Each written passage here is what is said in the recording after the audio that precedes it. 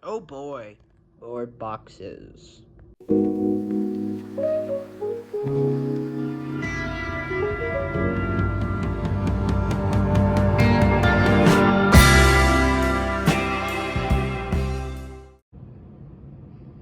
Hello, everybody. This is Boomer's Hobbies here. I'm so sorry for my lack of posting. It's just been pretty hectic around me lately. Anyway, this is a Nickel Plate Products Lackawanna Q4 484 Northern. This is one of my main Christmas gifts. My other is installing 26-inch curves on this layout over here. But today, I'm going to be doing a quick review after I fix this. This originally came broken. That's why there's a parts diagram in it. It pretty much shows you the layout of the rods and how I need to fix them all. I'll get into the details of that later. These are extra decals, and then of course the Nickel Plate Products certification guarantee. Now, on to the steam locomotive. This is a 484 Northern with no blind drivers, which means it is absolutely huge. Putting this locomotive on the track, it is quite a commanding model. It is honestly a really handsome locomotive. If you look at this, it's really well proportioned. And when I bought it, it was in practically new old stock condition, just painted. It sits level on the track, and if you see right here, this pin is what I had to repair. It had come out before shipping, so this was not an unexpected repair. And after that, this locomotive has been running well on my layout. Next is the tender. This has caused me a plethora of issues. It is a regular Lackawanna tender, almost like my Varney tender, which is honestly better quality than this. But it works. It's not bad.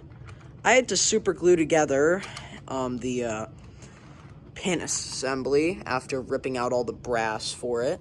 And then I had to super glue and solder together the second truck because it completely came apart in shipping. However, this was not the seller's fault because they did a absolutely fantastic job packaging the model.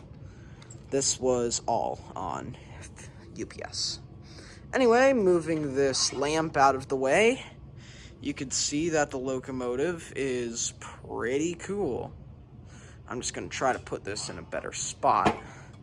When I give the locomotive power, it does run. Not much, but I can't run it anywhere into the curves on my layout because the most they are is 22-inch radius. There And we go. since I don't want to pull an SMT mainline, I'm just going to leave it on the straight track for now. However, it has a nice top speed and a very quiet open frame motor. It can even creep, which is pretty impressive for a model from 1975. Anyway, this model is also near and dear to my heart. This type of locomotive pulled some of my family during their excursions to New Jersey. It's very a fond upon memory for me, and I'm really glad that I finally get to own the model from it. Though I haven't been able to test this model on curves quite yet, it can pull about 14 to 15 freight cars and about 10 passenger cars. And that was me only testing it on 50% power. This thing's top speed is a decent clip, and as you can see, it hates turns because this thing actually has all flanges, no blind drivers. Anyway, that's all. I really just wanted to show you guys this model that I bought, and there will be more updates about the layout in the future. By the way, I installed a 15-inch radius runaround track, and I installed an 18-inch radius runaround track. So I just did those to improve my layout. Soon there will be a 1 foot wide section added onto this entirety of my layout. And it'll have 26-inch radius curves replacing the 22-inch radius curves on the outside, just so that I could finally run this thing. Anyway, I hope you guys have enjoyed this video, and I hope that you have a good Christmas. This is Boomer's Hobbies, tuning out.